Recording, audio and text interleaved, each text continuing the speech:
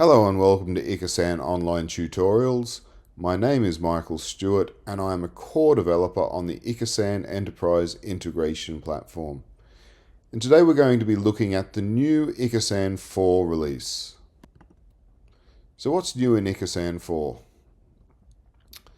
Ikasan 4 now supports Java 17. Java 17, released as a long-term support version, is the first long-term support version released since Java 11. It introduces several new features and enhancements that improve the language, runtime, and development experience. Java 17's new features aim to enhance the language's expressiveness, security, performance, and maintainability. As a long-term support release, it provides a stable and feature-rich environment for modern Java development. By providing support for Java 17, the Ikasan community reinforces its commitment to the evolution of the platform in alignment with the evolution of the Java ecosystem. Support for Java 21 will follow shortly. The Ikasan Enterprise Integration Platform is bundled with H2 as its underlying relational database. As part of the Ikasan 4 release, the version of H2 supported by Ikasan has been upgraded to the latest version of H2, which is 2.2.224. Upgrading to the latest version of H2 provides significant benefits in terms of performance, security, functionality, and compatibility. These improvements can lead to more efficient and secure applications, better compliance with standards, and overall smoother database operations. Spring Boot is an important aspect of Ikasan and its ability to run as a distributed microservice-style architecture. Upgrading to Spring Boot 3.2.7 is crucial for maintaining a modern, secure, and efficient application environment. It ensures access to the latest features, performance, enhancements, and security improvements while providing better compatibility with Java versions and other dependencies. Additionally, it streamlines the development process and prepares your applications for future updates and long-term support. Hibernate is the object-to-relational mapping framework employed by Ikasan to interact with the underlying database. Hibernate has been upgraded to 6.4.1 final as part of the Ikasan 4 release. A major upgrade of the Hibernate libraries used by Ikasan is necessary after upgrading Spring Boot and providing support for Java 17. The major changes to Ikasan's use of Hibernate include Spring's session factories do not support Hibernate 6 and have been replaced by JPA entity managers. External XML mapping configuration files are no longer supported by Hibernate 6 and have been replaced by JPA annotations on the relevant entity classes.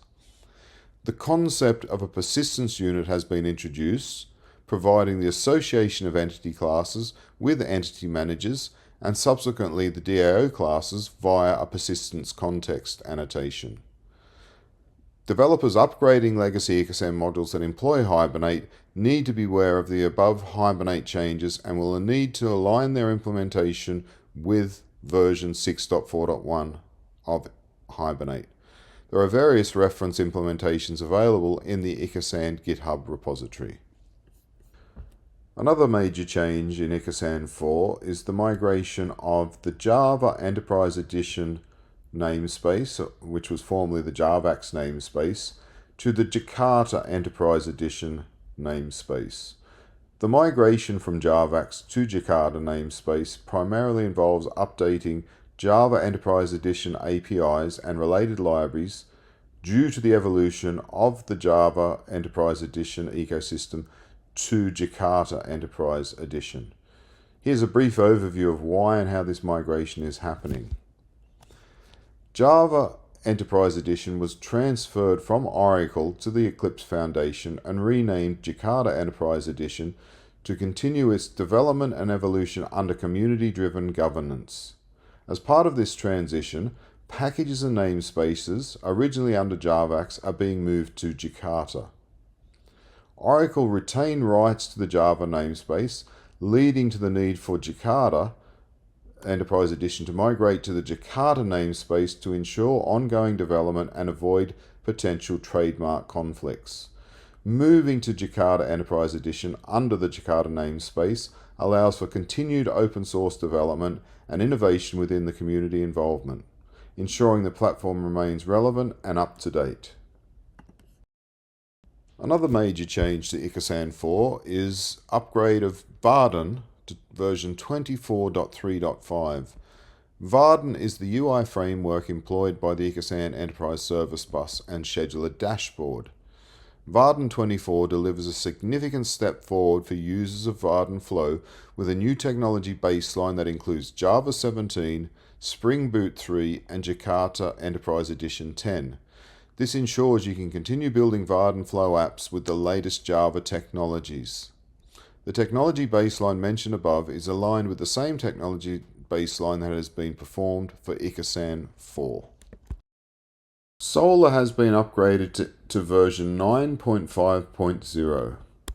Solar is an open source search platform built on top of Apache Lucerne. It is designed for indexing and searching large volumes of textual data efficiently. Key components of Solar include indexing. So Solar uses index structures and unstructured data to facilitate fast and accurate search. It provides a powerful search capability including Boolean operators, phrase queries, and relevance scoring. It enables users to browse search results by categories or facets to refine their queries. It supports a replication for fault tolerance and scaling through sharding for distributed data across multiple servers. It is highly customizable through plugins and supports integration with various data sources and applications. Ikasan employs Solar in order to index and access large amounts of data that flow across the enterprise service bus, allowing for users to gain visibility of all in-flight data and error conditions in an extremely efficient manner.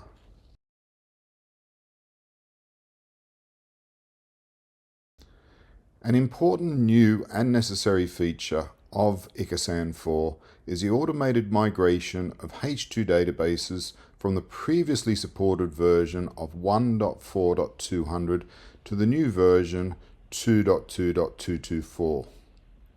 The upgrade is a breaking change to the underlying database file. And databases created in version 1.4.200 are no longer compatible with the new version 2.2.224. As a result of the necessity to migrate the database file to the new version, the Ikasan shell has been enhanced to automate the process of migrating from the old to the new version. This feature will run by default for the ESB database associated with an Ikasan integration module, if the need to migrate the underlying database file is detected. If there are any other databases associated with the integration module, it is necessary to manually run the migration using the commands that are exposed by the Ikasan shell. Okay, so what we're going to do is we're going to have a little bit of a deep dive into how this feature actually works and runs through some demonstrations of how you can either use it in the automated fashion or use it from the command line if you choose to do so. Okay, so what we're going to do now is take a look at a demonstration of the H2 migration tool running against a module that I've got deployed on my local computer.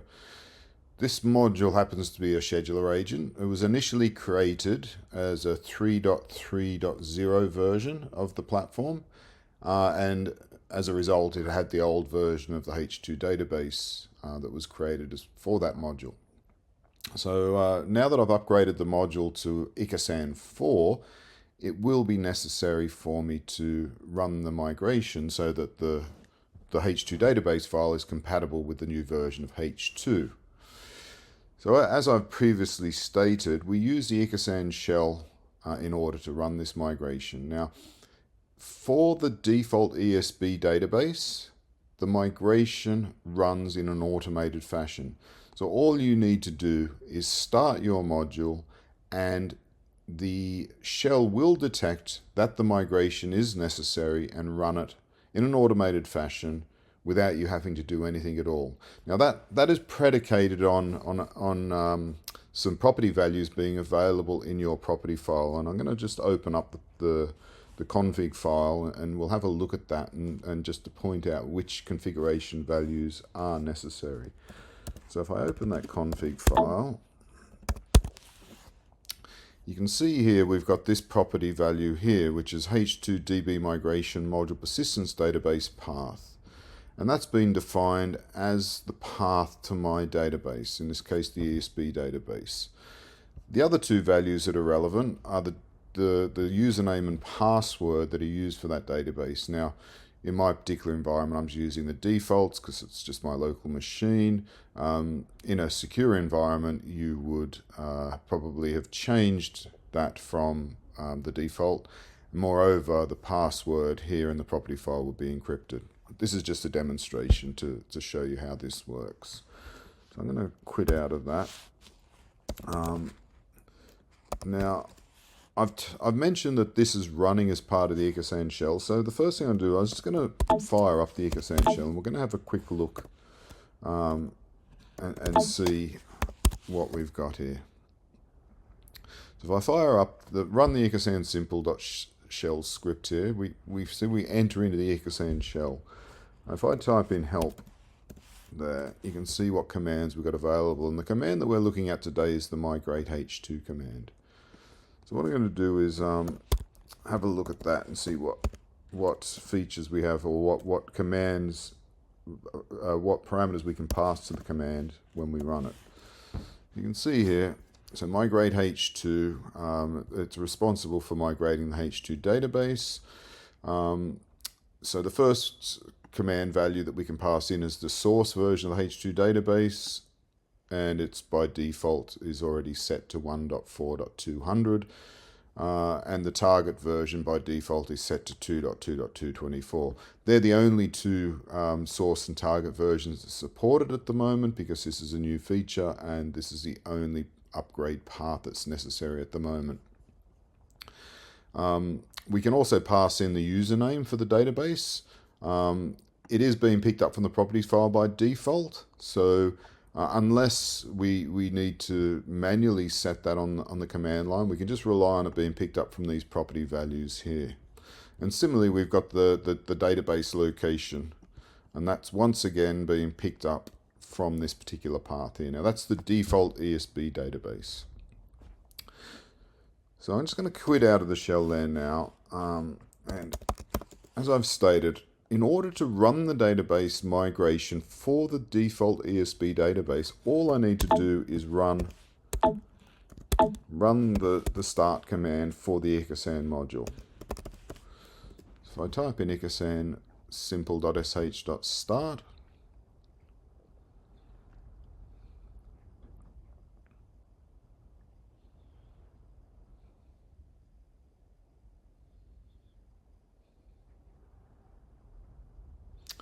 Alright, so you can see there that we've got some results here that are popped out in the form of a JSON document. So there's two separate JSON documents here. The first one relates to the migration, and the second one relates to the module starting up and the PID files associated with that. So we can see here, if we look at this particular JSON document here, it says that this successfully executed the command and that the migration has worked as we'd expect it to. Now that module's starting up. While that's starting up, we're just going to have a look on the file system to see what's being created relating to this particular H2 upgrade. So if I go into the persistence directory here, you can see here what's being created is this directory here called manifest migration. So if I go into the manifest migration, you can see here that what's created is this particular file here, which is basically a file that gets put onto the file system to state that the migration has occurred, so that any subsequent attempts to start this module or run the migration will not run, because the module's aware of the fact that this migration has already occurred. If we go into the database directory you'll see that we now have our standard ESB database there running, and we've also got one here which has got some extra data or extra text appended to the end of it, which is in effect the old version of the database prior to the migration. It's got the term backup there has been appended to it, as well as the version and the timestamp of when that particular migration occurred. And we now have our new database, which has been migrated to the new version, is there, and that's what the module will be now using. So I go back to have a look at our log files. We should be able to see that that module has started up successfully, and there we go. You can see that line there. So we're now running against the new database here. Everything's happy, so there's no problem. The migration has occurred successfully. So I'm just going to stop that module now.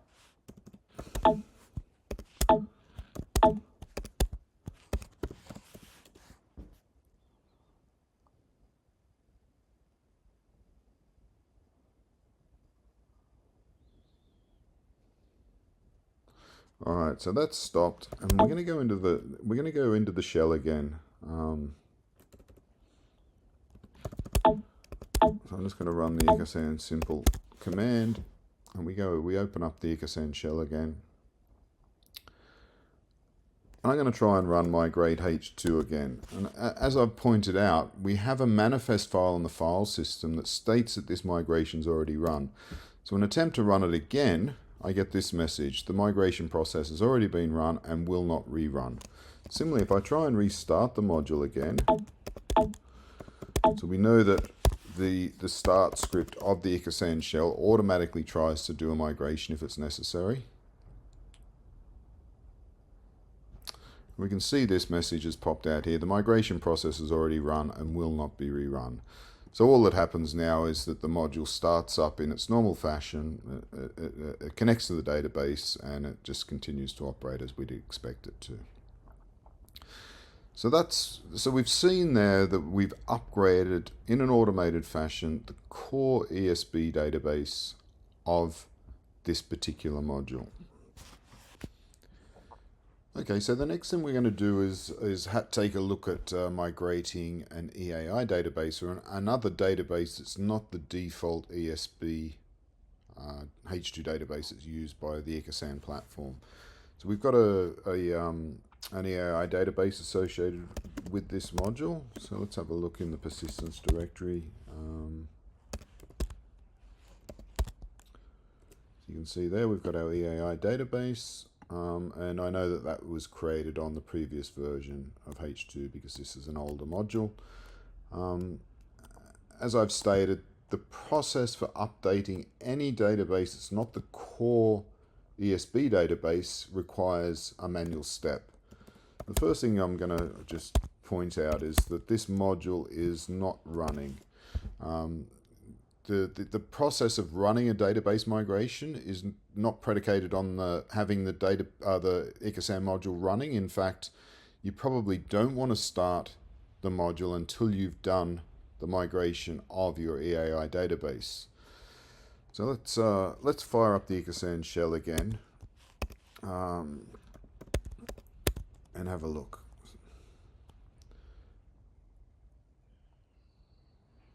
So we've got our migrate H2 here.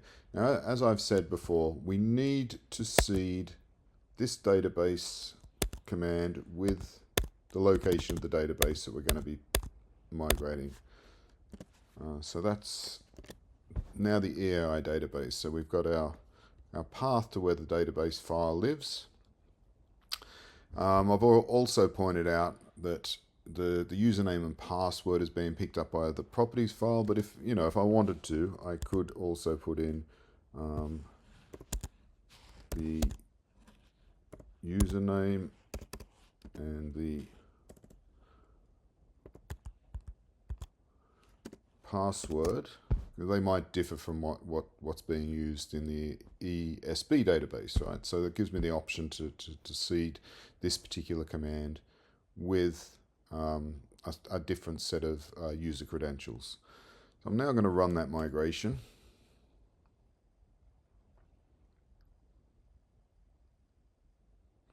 Right, and you can see here we've received a response to say that the migration has run successfully. If I try and run it again, it won't let me run it again because it says the migration has already been performed. So I'm going to quit out of the shell and we'll just go into the persistence directory and see what's been created there again. So we've got our migration manifest. If I go into that directory, we can see that we now have a new manifest file created that states that the EAI database upgrade is also run. If I go into the database directory itself, we now have an EAI database, which is the migrated one, which is running on the new version of H2, and we've got a backup of the old version of the database, and that's got, once again, backup appended onto it with the version number and the timestamp of when that particular migration occurred. So what we've seen is the migration of the EAI database as well as the migration of the ESB database. In a real-world scenario, the way that if my module had an EAI database, the way that I would approach this migration would be to run the EAI database migration manually first, and then just start the module and let the module run the ESB database in an upgrade in an automated fashion. And then basically your module should start cleanly and you're in business. You've migrated to the latest version of H2 and there's nothing else necessary from a manual intervention perspective. Now, all of the details relating to the Ikasan shell are available online in the Ikasan GitHub pages. We've got some README files which describes all of the various commands that are available as part of the shell, and in detail, specifically what we're talking about here, we've got the details of the H2 migration functionality that's available.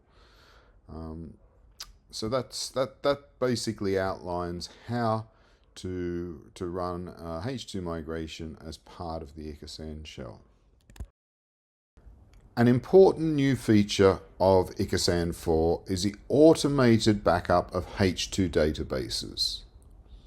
It is possible to configure an Ikasan integration module to take regular backups of its H2 database, rather than relying on other infrastructure-based backup solutions.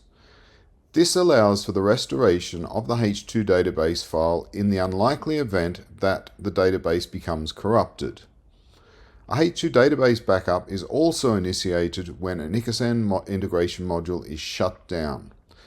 The feature supports backing up of the default ESB database as well as an EAI database if there is one available to the integration module. The feature is also extensible and custom implementations can be provided if there are other H2 databases associated with the. I'm going to run through a demonstration of how the Ikasan H2 backup feature works in Ikasan 4. We're going to be using my scheduler agent again that I used in a previous demonstration, and I'm just going to show you that this module is currently not running. We'll have a look at a couple of things in the property file and in the persistence directory, and then we'll start this module up. So there we've got no processes running there. If I open up the configuration file, you'll see here that what I've done is I've changed the schedule on which these backups will be taken. So instead of running on the default of every 5 minutes, I'm going to be taking a backup every 1 minute. And I've also just put the port offset to something that's quite arbitrary, just to make sure I don't get any port clashes when the process tests the validity of the database that's been taken as a backup. Also, if we have a look under the persistence directory, all we have there is our database directory file, as well as our migration manifest, which has been created when we migrated from the previous version of H2 to the new version, along with a version manifest, which is basically keeping details of the Ikasan module's version that we are running. So what I'm going to do is I'm going to start that Ikasan module now.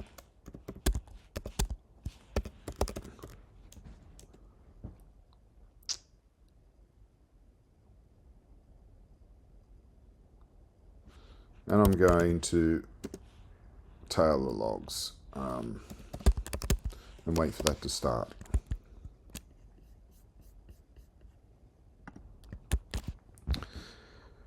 Okay, I've been monitoring the logs and I can see now that that particular module has started. So now what we want to do is we want to have a look and see what's going on in relation to the database backups that might be occurring now. So if I have a look in the persistence directory again,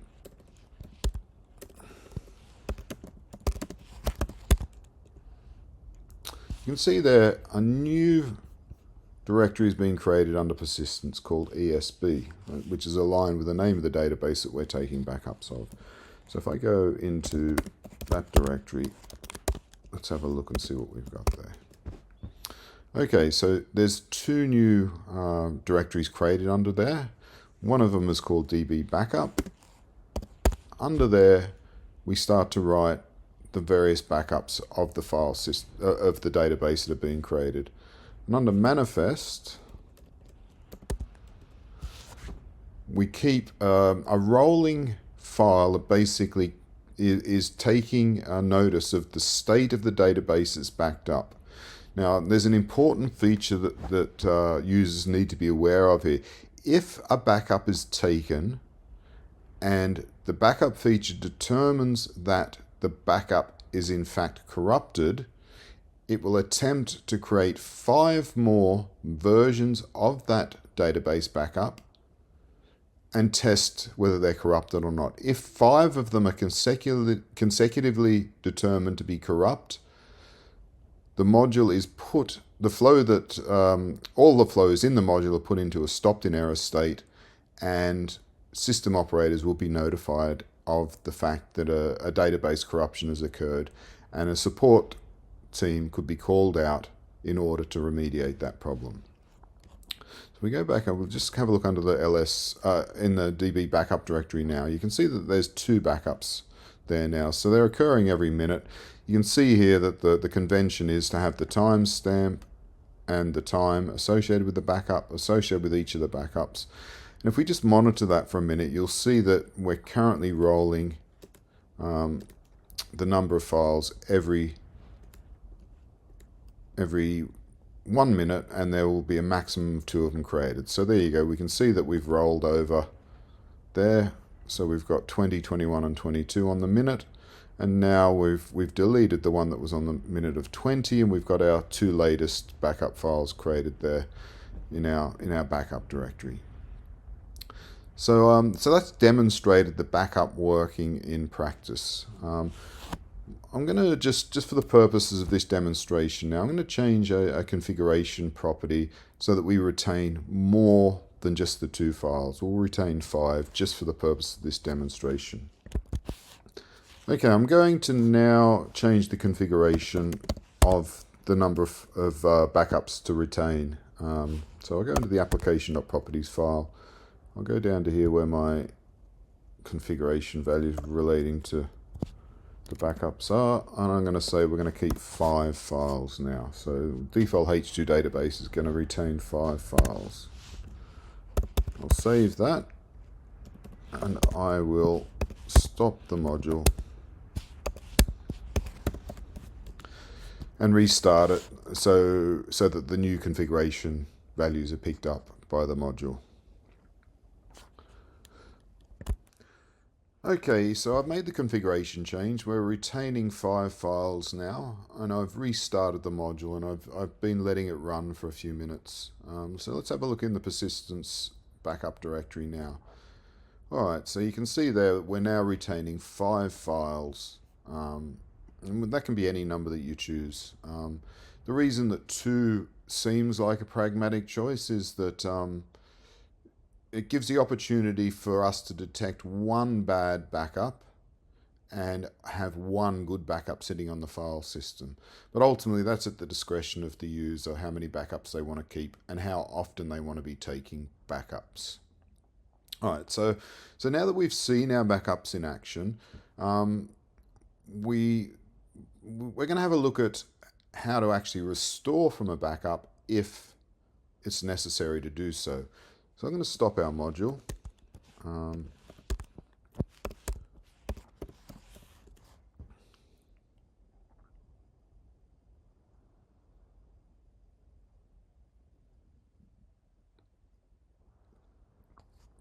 I'm going to go into our persistence directory. And you can see there we've got our ESB database, and I'm just going to delete that. Right, so that's in effect, we've corrupted our database. It's corrupt by virtue of the fact that it no longer exists. So what I'm going to do is I'm going to copy the most recent backup of that particular file to this location. So it's this one here.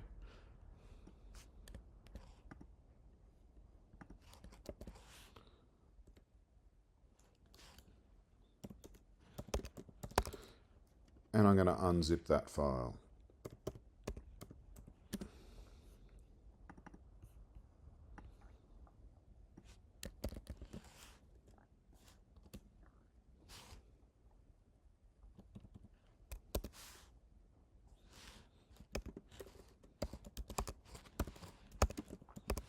You can see there we now have an ESB database file back on the file system. I'm going to remove the backup. And I'm going to restart the module.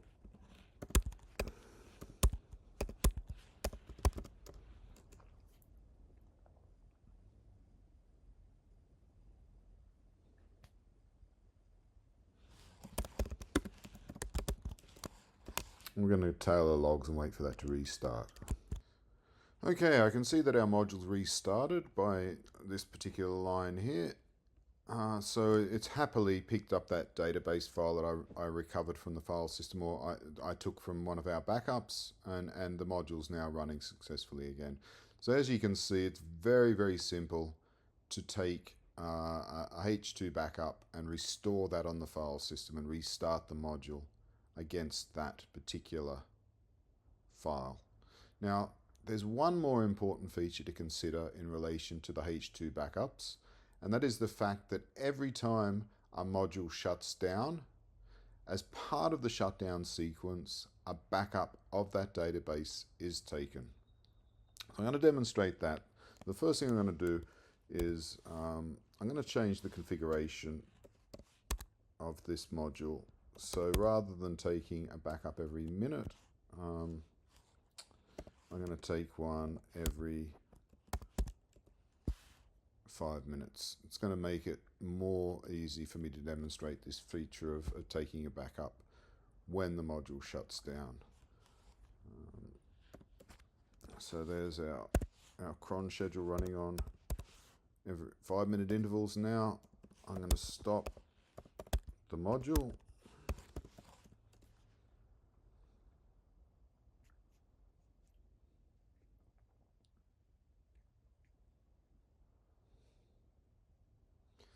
I'm going to restart it to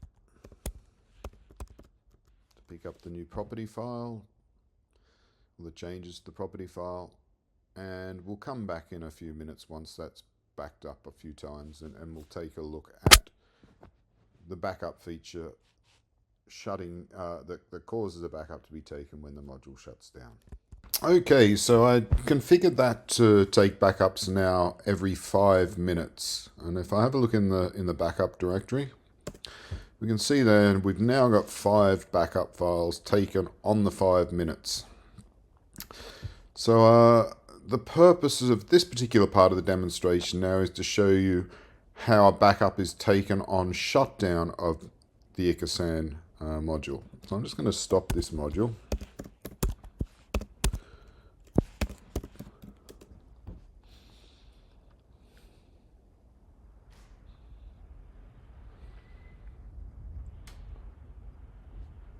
Alright, so that's stopped. If we have a look in the backup directory again, you'll see here that this last backup here was not taken on a 5 minute, it was taken at 4:58, and basically that represents a snapshot of the database at the time that the module was shut down. So that could be useful if we were to restart that module and for some reason there was a corruption on the underlying database file. We know that we could restore it from the most recent version of the database when the module was last shut down.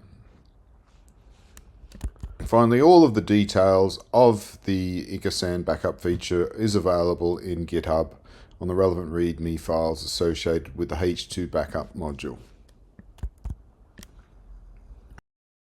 Well, thank you very much for tuning into Ikasan Online Tutorials. If you'd like further information on the Ikasan Enterprise Integration Platform, go to github.com/Ikasan EIP. That's lowercase ikasan uppercase EIP.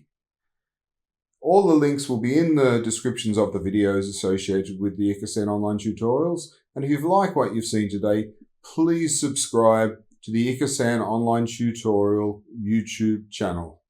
We'll see you next time.